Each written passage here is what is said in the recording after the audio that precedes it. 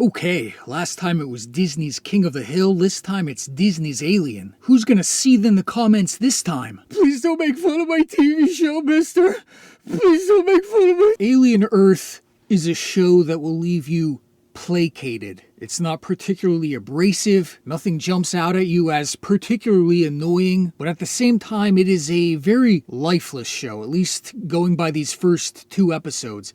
There is a spark missing. A big part of that is the characters. There is something very flat, very listless about the characters. You think about the original Alien, you know who Ripley is right away. She's all about going by the book. She's no nonsense. They want to open the airlock to let so-and-so in, but Ripley says, nah, that's against regulations. So immediately, you know who Ripley is. You know what she's bringing to the table. There's also a conflict there. Good drama, good characterization. It's all about conflict. This person wants one thing, this other person wants another. Who's gonna win? How is this conflict gonna resolve? Alien Earth, meanwhile, plays more like a detached series of events. It expands on the world of Alien, but as is the case with many of these expanded universes, you wonder to yourself, did it really need expanded in the first place? Alien Earth introduces a lot of lore that, while interesting, might be considered to kind of rub against what had already been established in the previous films. In the previous Alien movies, you had aliens, you had space miners, and you had robots. Alien Earth introduces not just cyborgs, but something called hybrids. The beginning of the show starts off with essentially an homage to the original Alien. It's shot much the same way. The character archetypes are very similar. The cyborg guy, he's very much in the same vein of Ripley. There's even a moment where one of the other crew members is like, open the door, and he's like, I can't do that, you know. Because that's what you have to do. You just have to repeat the same story and character beats over and over again. It's what the people want. But after that, we jump to this young girl who is having her brain, her consciousness put into the body of a older woman, still a young woman, but an older woman. One of the main running themes is Neverland, Peter Pan. There are actually multiple kids with these terminal illnesses that are being implanted into these cyborg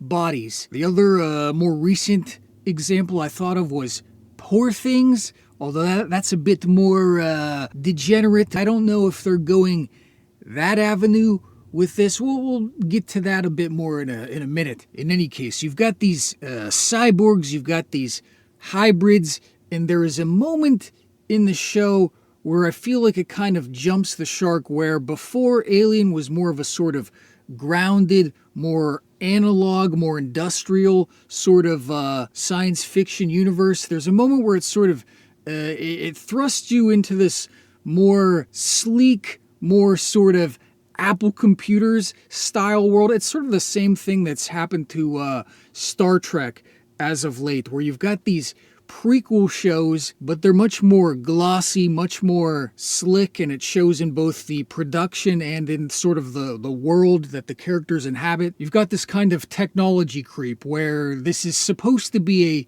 prequel to the previous films, and yet they seem to have more advanced technology, not just in these cyborgs, in these hybrids, but now there's touch screens. Again, the sort of Apple computerification of modern science fiction. So there's a moment where this girl, she starts going by Wendy. There's maybe some vague allusions to, I imagine we're meant to infer some vague allusions to being trans. Certainly transhumanism is a part of the plot here, but, taking on a different name, maybe that has some, whatever. Anyway, this girl, she goes by Wendy now. She's got an art hoe pixie cut, and she jumps down from this cliff, and it's a very high cliff. It's a gigantic cliff, and she just lands with no problem at all. Now, I know that, the robots in the previous films, we could say that they are stronger, we could say that they are more durable than a human being, but there is still sort of a tactile,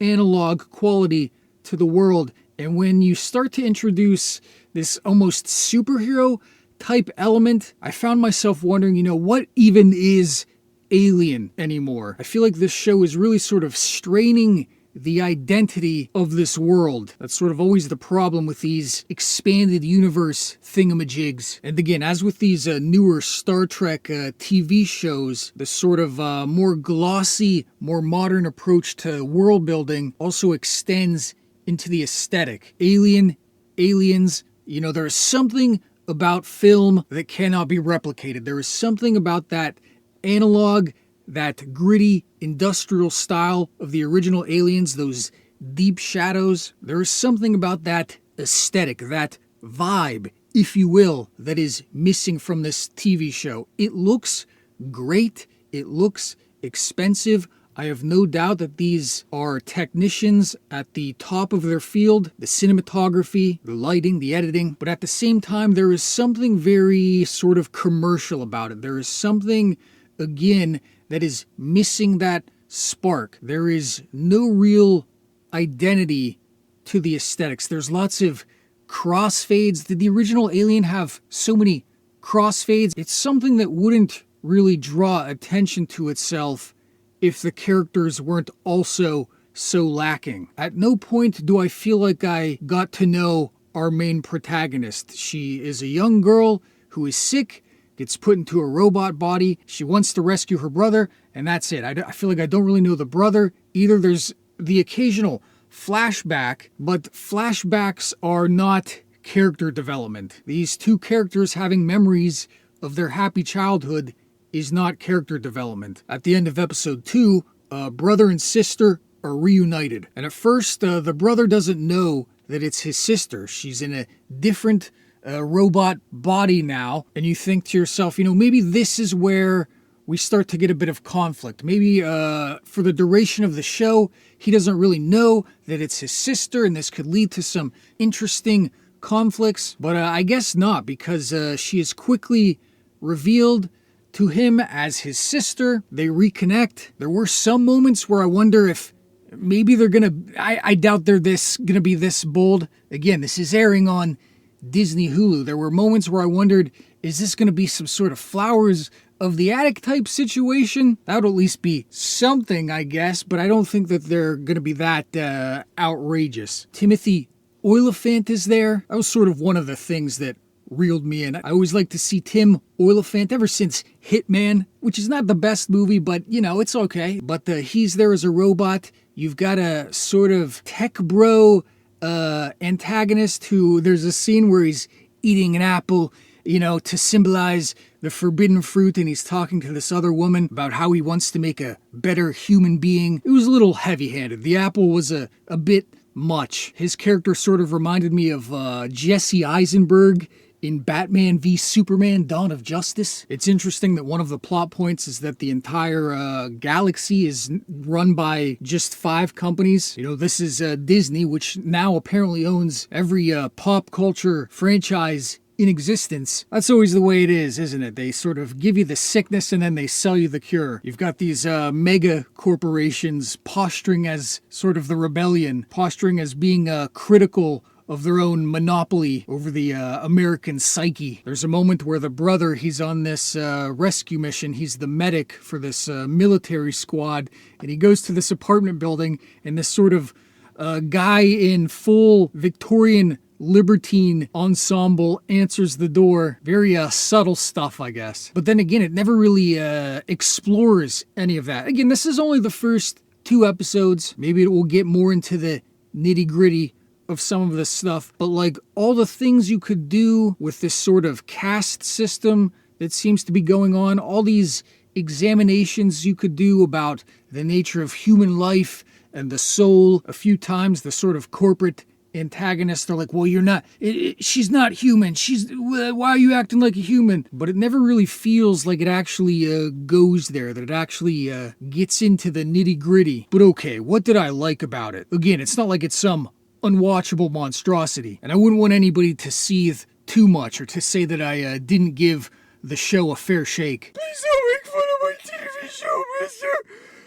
Please don't make fun of my TV show, mister! In episode 2, we do get to see some things ramping up. You've got the introduction of some new alien species, or possibly alien species related to the main xenomorph. You've got these sort of tick-like things that suck the blood out of these two soldiers. I thought that was interesting. I thought the scene with the eyeball monster and the cat, that was a moment where I saw a bit of life in the show. That was the one moment, not the one moment, that was one of the moments where I saw a bit of a spark there, is in this sort of grotesque zombie cat and the eyeball monster. The xenomorph is probably much more in the Aliens action movie vein, less a shadowy horror movie monster and more a sort of vicious beast that rends the limbs from its prey. Our main protagonist, Wendy, her pixie cut, it's really stylish. She's got a real stylish haircut. She looks like one of those Brooklyn art hose. Very stylish, very aesthetic. So we've got the eyeball monster, we've got the pixie cut. Again, the special effects were top of the line. There is one scene that I really liked. The moment where all these kids are getting their new robot bodies. The transformation sequence is really well done, where the camera sort of pans around and the transformation is sort of done off camera. It was really sort of understated, really sort of stylish and tasteful. And hopefully there's more moments like that in future episodes. Again, it's a show that will certainly placate the viewer. It is a fine enough way to spend a couple hours of your day. There are some assorted moments of alien mayhem, but beyond that, again, I did not really, there was no spark in these first two episodes. There was nothing that really leapt out at me. There was nothing that grabbed me by the shirt collar and shook me. There was nothing that really did that for me. There's a moment where our main heroine gets a paper cutter and puts it on her back like a sword. You know, one of the plot points is that this tech bro billionaire, he's sending his platoon of robot adult children to this crashed spaceship. And I suppose that could be some of the world building, this sort of very cavalier, zero oversight attitude towards things. But it is still kind of silly to just send these random untrained people into a potential war zone armed with paper cutters. But I digress. Did you see Alien Earth? What did you think of it? Let me know in the comments below. Let me know what you think. Subscribe if so inclined. I write books if you like books. Okay, goodbye. Oh boy, the kids are gonna flip when they see this. Incredible expanding alligator. Just soak it in water, it says. Okay. Rah, rah, rah, rah, rah, rah. Rah, rah, rah, rah, rah, rah, rah, rah, rah, rah, rah, rah, rah, rah, rah.